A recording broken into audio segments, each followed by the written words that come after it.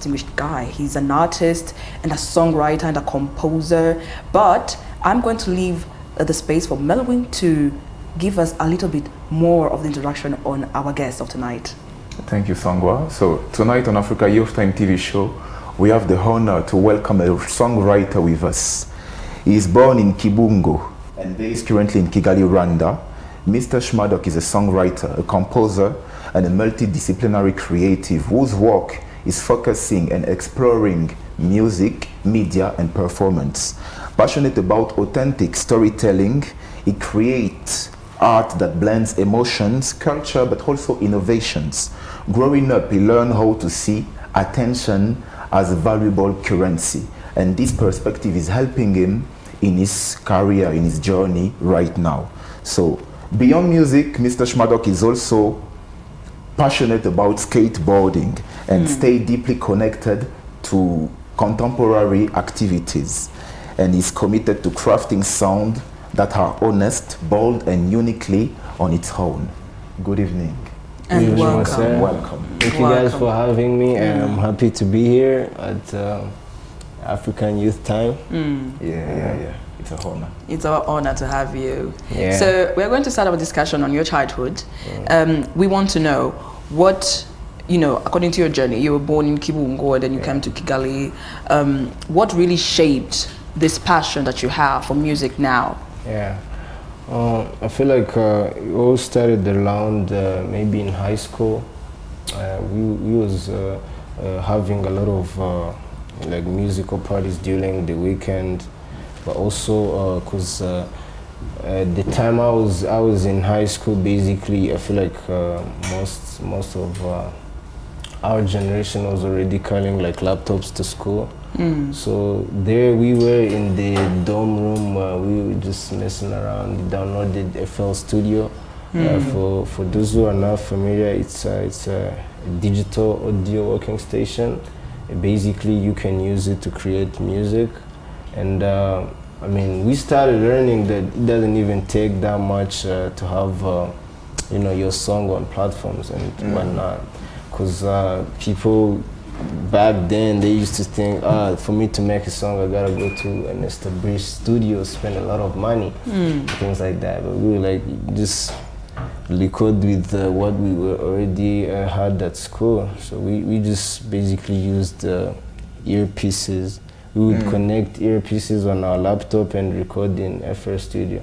So we made a couple songs in high school. I didn't get to really release them at the time, because I still feared performing like so much, but I just seen some of my friends, like they were performing some of the music we had made. And other students were going all crazy about it. So I was like, hey, when I finish high school, I know I'm gonna find a way to go and pursue music myself. And so yeah, here I am today, and I've already started doing that. So all of that started in high school? Yeah. Wow. This is like back when 2017. 2017. Yeah, I graduated high school in 2019. So this was like since 2017. And at the time, there was like a growing influence of hip hop music. It was re-emerging sort of, because we used to have hip hop in Rwanda. It was like one of the loved genres and stuff like that. But some actors or some of the people who were part of that culture made it seem as if it's not maybe as desirable anymore, and people started abandoning it. But during 2017, there was sort of like a new boom, a new generation of rappers coming up. So we was in high school playing like Esenimwe, I've seen how Bushari and Betray, like they were getting all the love. So I was like, hey, one day we're gonna be part of that movement. And I wouldn't say maybe we're doing the same music right now, but I am also part of like a new generation of rappers that are like coming up with a new sound. Okay. So Shmadok, how did you realize that being creative, or the creativity that you have now in music, were going to influence the life that you have now? Yeah, I don't know, like growing up and watching TV. Like I remember we used to basically just have random TV, right? And throughout the day, aside from like news programming, when they're showing news and stuff like that, most of the things being aired were somewhat, I would say, cultural. So I would be seeing like performances, cultural performances of those dancers. Yeah, Yeah, Maraba. yeah. And throughout time, with the emergence of like CDs, we started also getting like records from Tanzania, hearing how their music sounds. So I always seen, you know, expression, like expressing yourself through art as something important. Be it through drawing, you know, creating a documentary, creating a song. So yeah, I was like, yeah, one day I'm also gonna find myself in that space. And yeah, I feel like up to today, I've dabbled in some of other subcultures, not just music, but also like, you know, filmmaking, things along those lines. So it's always nice to add on another title to the creativity life, because you get in this scene and you start to realize like I have to do some of the things myself, because you be having a vision and maybe the people you're working with don't know how to bring it to life, but if you can do some of these things yourself, then all the better. That's nice. That's nice. Mr. Shmadok, you mentioned that your passion for music somehow started at high school, when there was all of those kind of movement, music movement, rap movement and everything. And this find us well, because we are going to initiate the part of school. But since we know already where you get it, I want to know what was your inspiration, or who was your inspiration actually? Do you have any rapper that inspire you, that you wanted to become like him? Trapish. Oh, okay. I would say because hip hop is very broad. I couldn't, like, if I tried to recall, maybe the first time I listened to like a rap record, like this is way before, when I was probably like 5 or something. But I would say some of the people that have like I've heard their songs and been like, hey, yo, how did he come up with this? I wish to come up with this song. Who is it? I feel like people like Kanye West. Kanye West. Yeah, very inspirational. Because I feel like hip hop music is a very expressive genre.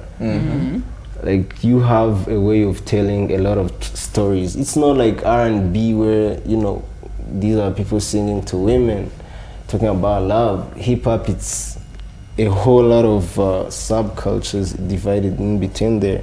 So if you could find a way to touch all those aspects, you know, things like sampling, like make a song from the 1800s sound good again. We have records that were like made 200 years ago, and you know, and a producer touches it in 2026 and people fall in love with the record again. So yeah, that love for hip hop, I feel like it's what drives us really. Okay. Now this actually leads me to my second question. We know us young people, I know, because when I was young I was trying to rap also, something somehow. But when we start actually expressing ourselves in that way of rapping, people might judge us like this one you are doing is not good. Like, did you receive any judgment maybe from your teacher in high school? And how did you handle it? Any African kid will tell it to you, when you try to go the art way, teachers look at you crazy. They're like, stay in school, you know. But it's very unfortunate really, because I think if a child is nurtured from the start, like you discover from childhood that this child, you know, they love, for example, painting. You could be raising the next, you know, big thing in the art world. But if you just tell them, go and study mathematics, biology, stuff like that, sometimes it do end up diminishing your light. Yeah, of course. So yeah, like I did try actually to study music in high school. I was met with hesitation from everyone. They were like, "What? Who you think is gonna pay for you to go study? to music school?" Because it wasn't being seen, at least at the time, as a viable career. So yeah, we had to basically go study things that were deemed to be Productive, yeah. for the job market, stuff like that. Yeah. For example, me, I was back then falling in love with rap and stuff like that. I was studying mechanical engineering. Yeah, so I graduated in automotive technology. I was like, I don't want to keep doing this. But unfortunately, we don't have a musical college in Rwanda, so I was like, I'm gonna try to at least find something that is closer to music. So I just studied media, because media, writing, music, same thing. You could be in the entertainment and the arts sector that way. So I seen the media part as something that can actually even help me break into the musical world. Are you still studying media? No, I'm done now. You're done. Now I also practice media. Yeah. Aside from aside from doing music, I also write. I'm a writer. Yeah. Okay, so okay. And like I write for a local paper here, but I also write as a freelancer for like international publications. So let's dive deep into your career now. So because this platform is for the African youth, not just the Rwandans. Yeah. We want to know, according to your own experience, do you think that music or the career that you have chosen can be something that can be done professionally, according to your own experience? Yeah. I mean, it is hard to say really. I would say it depends on the circumstances. People have it differently, right?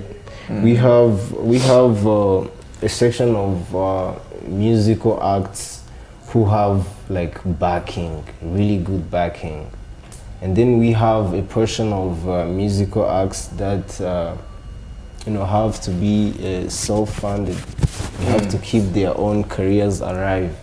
So one thing I will say is, music requires a lot of money, a lot of investment, and if you're not ready to invest in that, then seeing results is gonna be hard for you. It's the kind of career where you have to spend money to make money. Because people they want to invite you to shows, but if they're not seeing how you're active, how you're popping all over the city, they're not gonna invite you.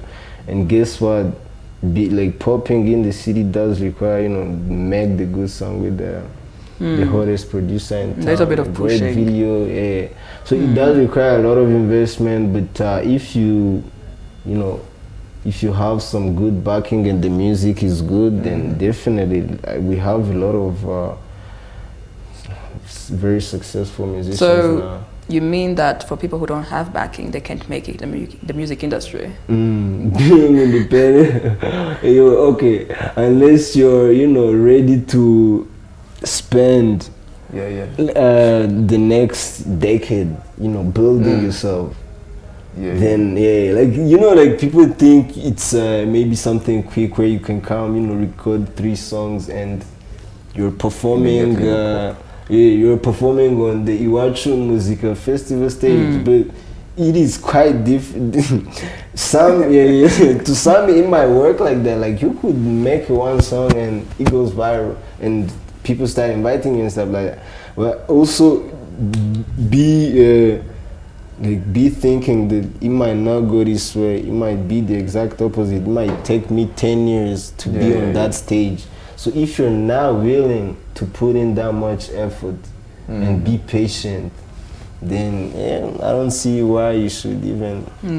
Unless you could do, some people also make music as a hobby. Like you want maybe your friends and family to listen to you, but if you really want to make it a viable career, then It does require some investment and patience.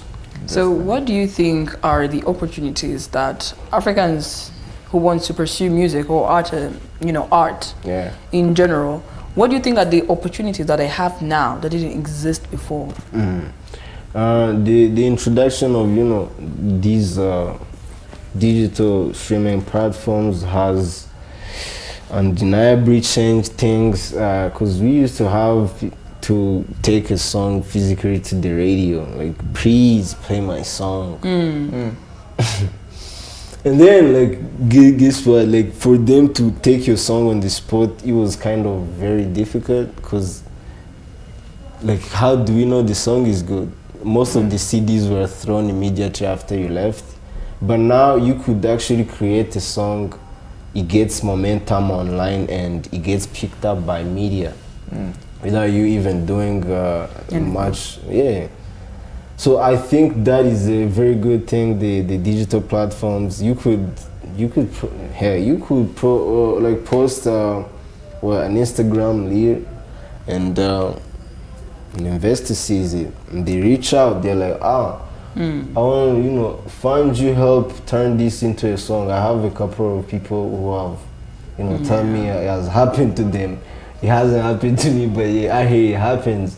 So I think the emergence of these platforms is a big game changer for the nowadays artists, to help them break into the industry. Another thing would be access to equipment. You could record from your phone today. You could record and the song is good. It gets millions and millions of streams. You could, because we have the technology is so insane these days. You could train vocals on your recording app, and you get them cleaned in a DAW using your phone, and you make a song. It does take some skill, of course. Like, for example, a photo editor. You can't just wake up and be a good photo editor. You have to learn. But even music, you could create music from your phone, and it sounds so good. That's also another good thing. What else? Yeah, I think that's pretty much it. So for anyone who thinks that money is going to stop them from starting music, they are completely wrong, because they have their phone already. Yes. Yeah. The first investment you have is really you. Like it's not even about just releasing song. You could even press your phone like this, record a vertical video, sing. Most musicians started like that. Like, they first recorded content, people loved it, and years later they turned that same content into real songs. It's even nice when people look back, they're like, so that there was grind behind this. This guy didn't just pop out of nowhere. They were already doing something to, work towards breaking out. Yeah. Melvin, before we proceed, we would like him. Yeah, of course. He's a songwriter. He's an artist. People are watching. They want to know. They want to hear. They want to see visually. Give us a little bit of something. Yeah. Something a cappella. Yes. Hundreds of people are watching you. Yeah, this song actually got released yesterday. It is called Ladder. Ladder, like a lot of things. We wrote it because there was a lot of things going on in our lives. So it's with my other collaborator. He's called 17. He's also a rapper. It goes like this. Hey Nada, I'm trying to know you. Then take you to the beach, I'm trying to see you. Then take you to my mom's, I never keep it. She mulatto, she the battle. I ain't gotta tell her to put on makeup. In the club, she turn. I ain't trying to take her, I'ma keep it. She mulatto. Yeah. Wow. I thought you said you didn't sing love songs. Yeah, like that. Here you go singing love songs. I heard my brother say, you don't make no love songs. So I remembered we dropped something yesterday that is in the love's lane. Yeah. What's the title of the song? Ladder. Ladder. Yeah. Yeah, people check it out. Check it out, you might like it. Yeah, so the next question would be, do you think that as an artist you can actually live from it, from your profession in Africa? Do you think it's easy? And maybe what can be also your advice for you to actually live on it? Yeah, first step is investing in yourself. It is possible now because we also have noticed some interest from these big major labels. Like they have started noticing that Africa has acts that can break into the mainstream and become even global superstars. I feel like we have a couple of Rwandans already signed to like labels like Universal. And these are like artists who began music independently, and it happened. So I would say yeah, definitely. And if you start to see some artists from your country getting those sort of contracts, like you guys are doing something right, your country is getting recognized. We also have like some streaming giants planning to open offices in Rwanda. I was like at an Audiomack Mixer. There was one with Spotify, and if all of these acts come in our scene, that means it's a prize for us, and we get to monetize the content. Because now there is still some roadblocks toward getting some of the money owed to artists in Africa. Like we have a lot of a big portion of money that goes unclaimed, and that said money is generated by African artists, and this is because we don't have strong rights organizations. Like we don't have, for example, a rights organization in Rwanda. So somebody could be playing your song at a venue up in Poland, and you could be making money, but the money you're making, because there is nobody to claim that money, it goes unclaimed. So I feel like once we have these acts come through, maybe the government will also notice they have to strengthen some links to allow musical artists to start making money too From what they're doing. Yeah. Now we are going to enter in the part of challenges. We want to know what were the biggest challenges you have ever faced while building your career, and how did you overcome it? Man, it's crazy. The first thing would be like I said, being born in the countryside and coming to Kigali hoping to make some music. You come thinking everything is gonna be glitter and gold, thinking, oh, I'm gonna meet who and who and get to make music with them. But then you get here, you realize it's a dog eat dog type of scenario happening. Everybody for himself type thing. And you start to realize like, I was totally wrong. So the first challenge is you have to realize like in music, you have to realize like you're on your own. You are on your own. Like it would be good if you could, for example, produce a song yourself, put a camera there, I don't know, on like a flying drone and shoot the video yourself and edit it yourself. Because people will mess with your things, because guess what, like the kind of vision you be having, getting some people to understand that kind of thing and get them on the same plane as you, it's very tough. Which takes me to my next point. It's always great as an artist if you have a team, of course. Like if you have some people, you guys have been working together, they're handling your things, and you put them permanently on your team and they help you out. It's always a good thing, because nobody is really looking out for you. We have like producers, you go and make a song and they refuse to give you the song. You shoot a video with somebody, they take your money, you shoot the video and you even see the footage and everything, but they refuse to give you the video. and you're seeing this same person who has done that bullshit. They're posting online.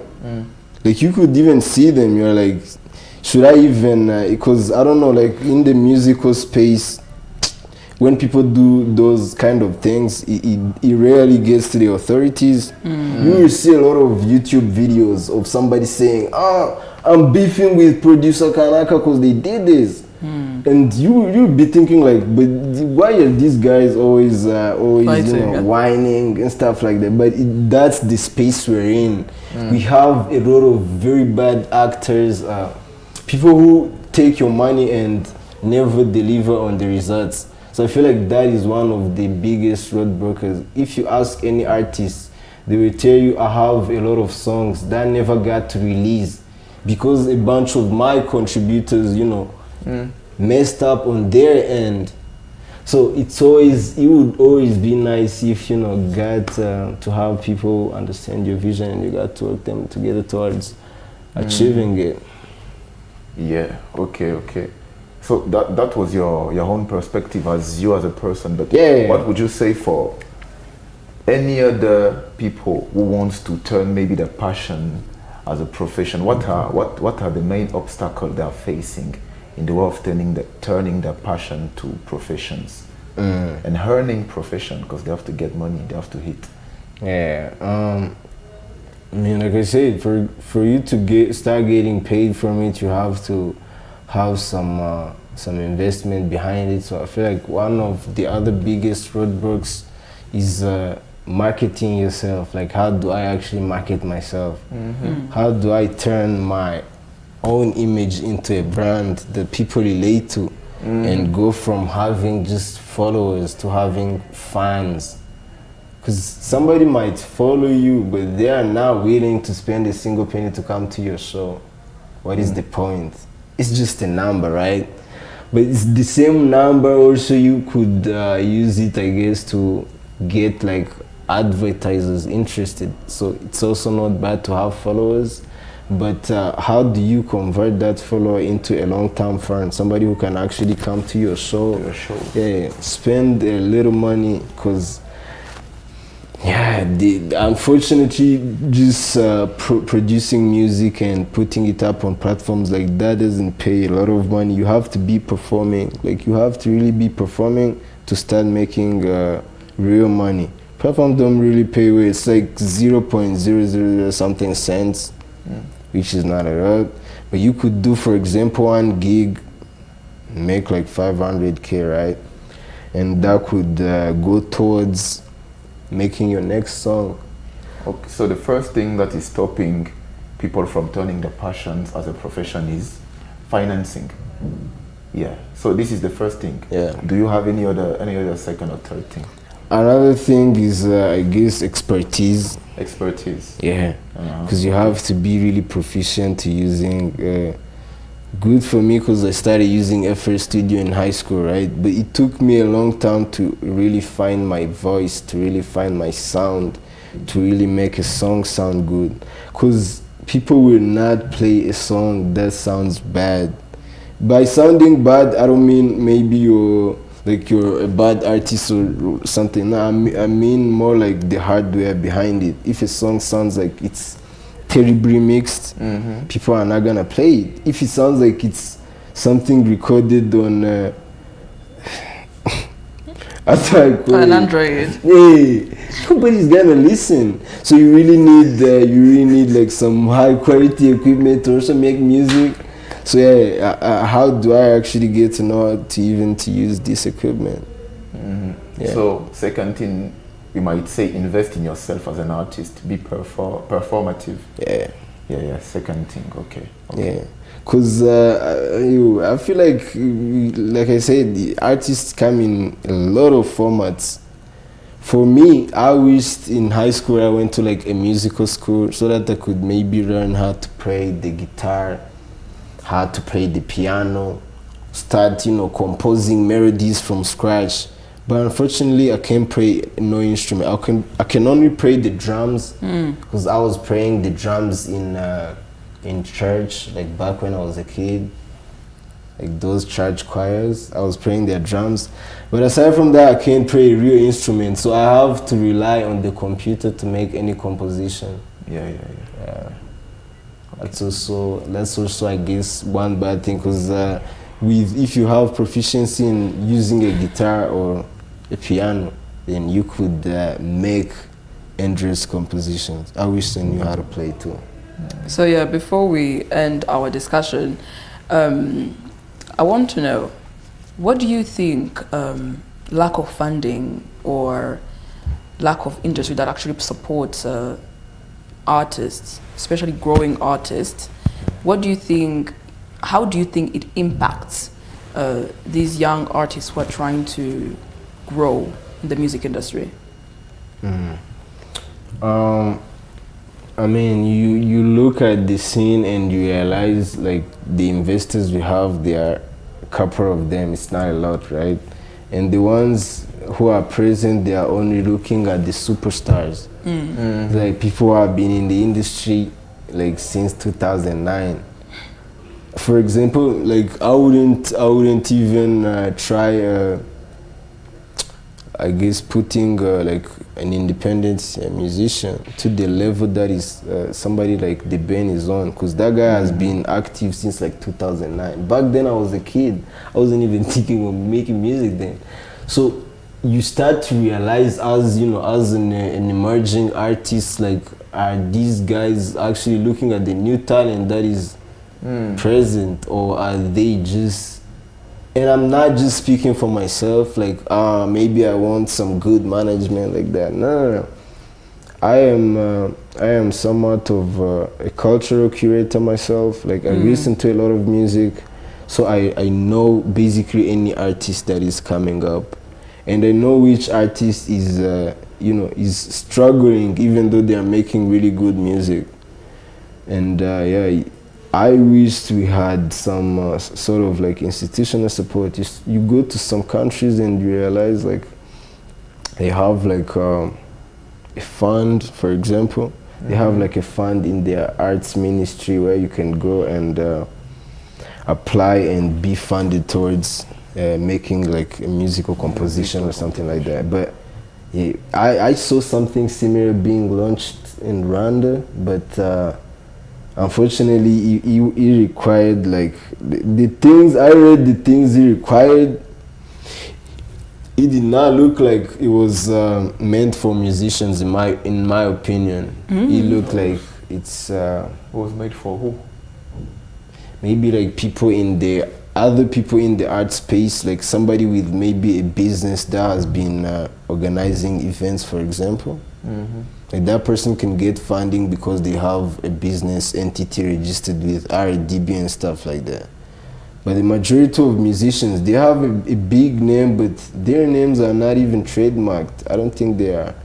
So that also starts to become a problem. So technically they want to fund people who already have something for themselves, Yeah, something big, not something mediocre. Yeah. Wow, So that yeah, sounds but shout out to the people who are trying though. We also have, guys. I'll give an example actually, like that guy, Irene Murindahabi. He goes and discovers a new young artist talent, yes. and introduces them. That's always a good thing. Like, don't just fund the guy who is known. Like, he doesn't need more support. Like, find the new acts, help us discover somebody new. People who can actually sing. Yeah. So we need more people like this, more institutions that are looking for young talent. Yeah. So before we end our discussion, I want you to give advice for the young folks or even the adult folks who wants to who wants to be artists or who wants to be in the music industry as a whole. Yeah, music is exciting in 2026. There's a lot of areas you could be working in. A musician, people think the musician is just the act, but the thing is, towards one artist breaking out, like for example, if you see people like Burna Boy, like for him to blow up, he had like 20 people working towards that vision. So there's a lot of areas, avenues open for people to work in. We have filmmakers, we have we even have like a new Elliot that is coming up, where artists, they're streaming and people are clipping at home and turning that same content into like a viral strategy. So there's a lot of avenues open. It's, come through, see it for yourself. Come also introduce us to new genres and to new sounds, because it's always great to have a diversity, in my opinion. Yeah. Thank you very much. Thank It was a pleasure having you with us. All right. So it was a pleasure. We can clap for him. Why not? Thank you. Yeah. I mean, it's always nice seeing young people. I mean, we are also young, don't get me wrong. Yeah. It's always nice seeing young people, hey laughing, seeing young people pursue their dreams and thrive at it, and be good at it, because it gives an example and gives, you serve as, how do I say this? You serve as an inspiration for people who want and who wish to be in your fit, on your foot, who wants to pursue what you're pursuing. Because when someone starts from little beginnings and makes it Big. it gives this thing of people who think like, oh, I don't have it too. You look up to them, you're like, oh, maybe I can be great, maybe I can make it. So yeah, thank you. All right. Thank you, Melvin. Thank you, Sangwa. As we always know, thank you again for joining us for another episode, and I hope that I'm going to be with you again next Thursday, same hour, same place. Have a great evening. Bye-bye.